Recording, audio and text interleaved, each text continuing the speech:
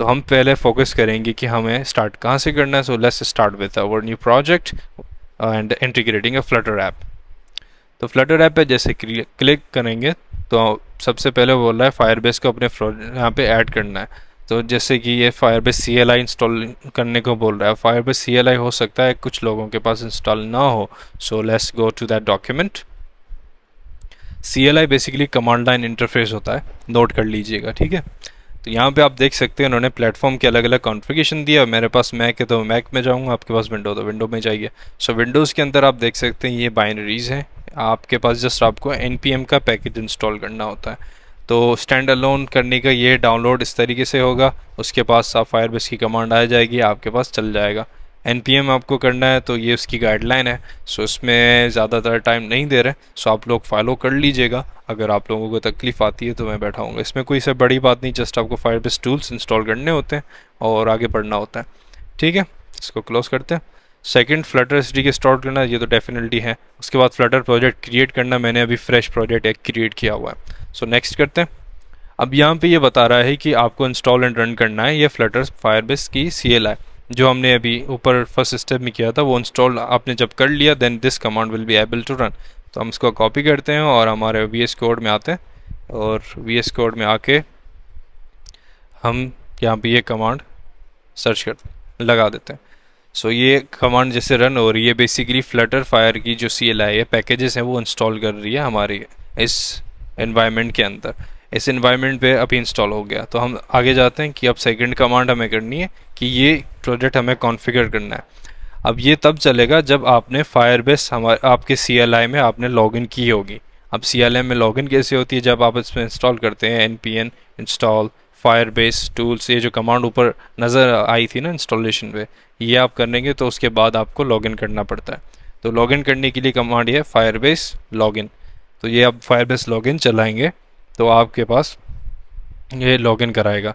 अगर लॉगिन नहीं किया होगा, अभी मेरे पास ये लॉग्ड इन है मेरी इस ईमेल के साथ, सो ऑलरेडी लॉग्ड इन बता रहा है मुझे, ठीक है। ये होने के बाद ये कमांड हमारे पास चलानी है। ये वन टाइम लॉगिन करना पड़ता है, फिर ये परसिस्टेंट है, ठीक है।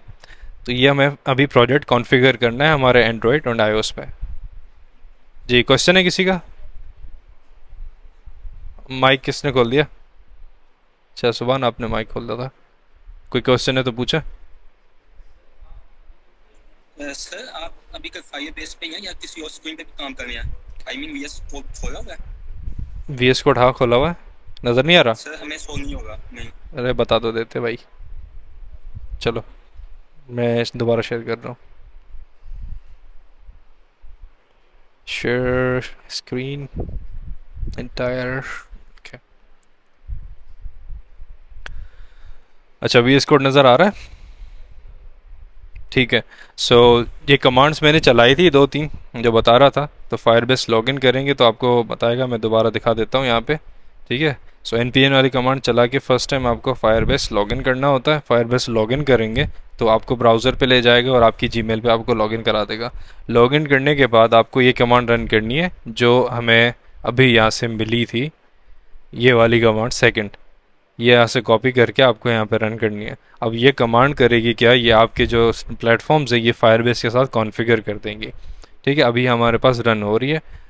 अब इसमें रन होने के बाद हमारे पास ये पूछेगा कि कौन कौन से प्लेटफॉर्म हमें कॉन्फ़िगर करने हैं। अब जैसे कि अगर आप एंड्रॉयड पे काम कर रहे हैं तो एंड्रॉयड, आईओएस पे काम कर रहे हैं तो आईओएस, वेब, वैन, मैक ओएस, विंडोज, सारे प्लेटफॉर्म हैं यहाँ पे, ठीक है, अवेलेबल। सो जो जो आपको चाहिए आप वो सिलेक्ट करने हैं, जो नहीं चाहिए वो अनसेलेक्ट करने हैं। अनसेलेक्ट स्पेस से होगा, ठीक है। अब सपोज मुझे एंड्रॉयड और आईओएस चाहिए, सो मैक, वेब और विंडोज़ मैंने निकाल दी। इंटर दबाएंगे देन ये आपको पूछेगा आपका पैकेज नेम ये है एग्जाम्पल डॉट ऐप, मैं फ़िलहाल बोल लूँगा येस, और उसके बाद ये रजिस्टर करेगा।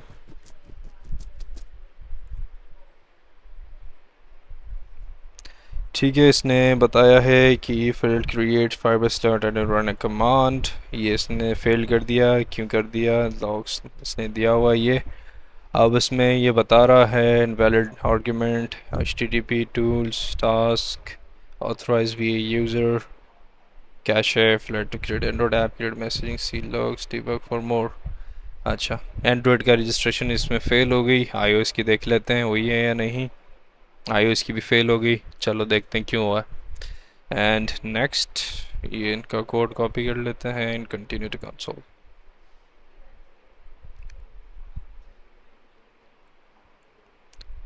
ठीक है, कोई ऐप रजिस्टर्ड नहीं हुई है हमारे पास, और इसलिए नहीं हो रही होगी क्योंकि ये जो एग्जाम्पल वाला पैकेज नेम है ये इस पर गूगल ने रेस्ट्रिक्शन लगा दी है। So try to avoid this example package name. ठीक है, ये जो एग्जाम्पल यूज़ होता है इसमें नहीं करे। सो नेक्स्ट वेज हम यूज़ करते हैं। सही है, ये भी एक इशू है जो रिसेंटली रेज हुआ है प्ले स्टोर्स पे, तो ये अभी आप नोट कर लें, डॉक्यूमेंट कर लें अपने पास। सो नेक्स्ट वेज यहाँ पे हो गया। एंड अब iOS के अंदर भी कर लेते हैं प्रोजेक्ट। एंड प्रोजेक्ट किधर था उसके, प्रोजेक्ट्स डॉट एग्जाम्पल, ये आ गया।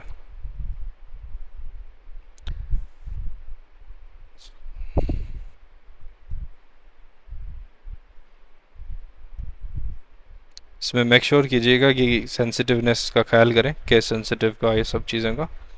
ठीक है, सो अब दोबारा ट्राई करके देख लेते हैं यहाँ पे।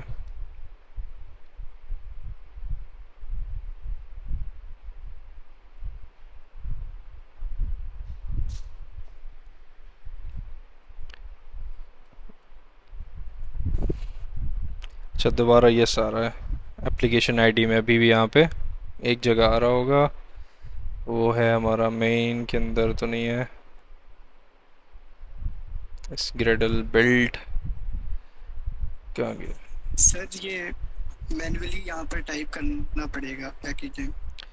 Do you want to use for this configuration और आईडी पैकेज नेम? चलें भाई, मैन्युअली भी दे देते हैं। वैसे उठा लेना चाहिए इसने डायरेक्ट।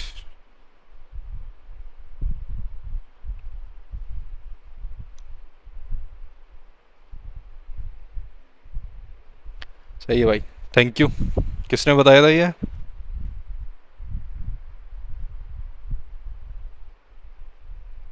अजीज था सर। थैंक यू अजीज़ भैया। ये इन्होंने नई कोई चीज़ अपडेट में दे दी है, पता नहीं क्या। लास्ट टाइम ऐसे नहीं हो रहा था, जो भी दे देते थे तो हो जाता था नेम स्पेस।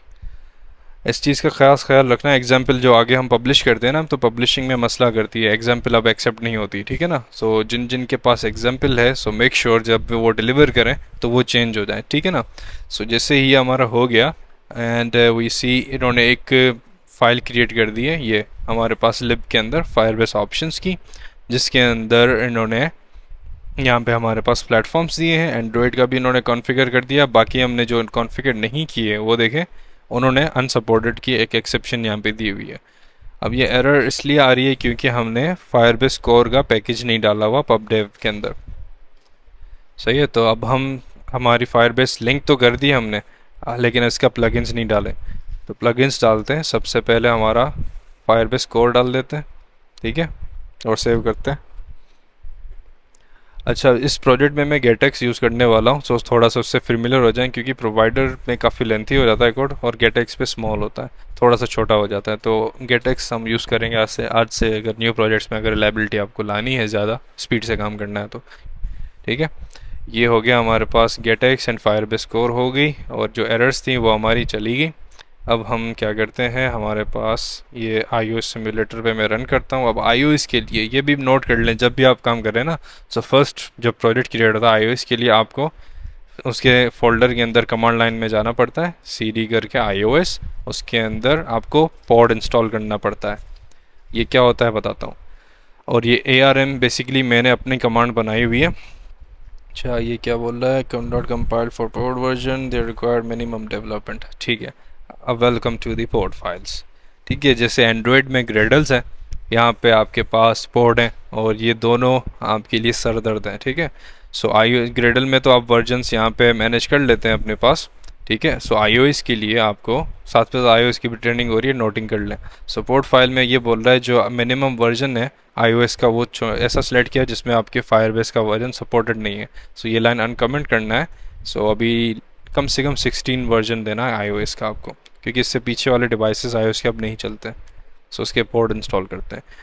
ठीक है, अब पोर्ट बेसिकली आपके पास जैसे एंड्रॉयड में ग्रिडल्स है, iOS में पोर्ट्स हैं, बस इसको ऐसे ही कंसिडर कीजिए फ़िलहाल। ये हमारे पोर्ट इंस्टॉल हो गए। अब इसके बाद हमें हमारी ऐप का जस्ट बेसिक स्ट्रक्चर सेट कर देना है। बेसिक स्ट्रक्चर हम मेन में अगर आके देखें तो ये सिंपल काउंटर ऐप बनी हुई है, और मैं एक सिमुलेटर भी चला लेता हूँ iOS का।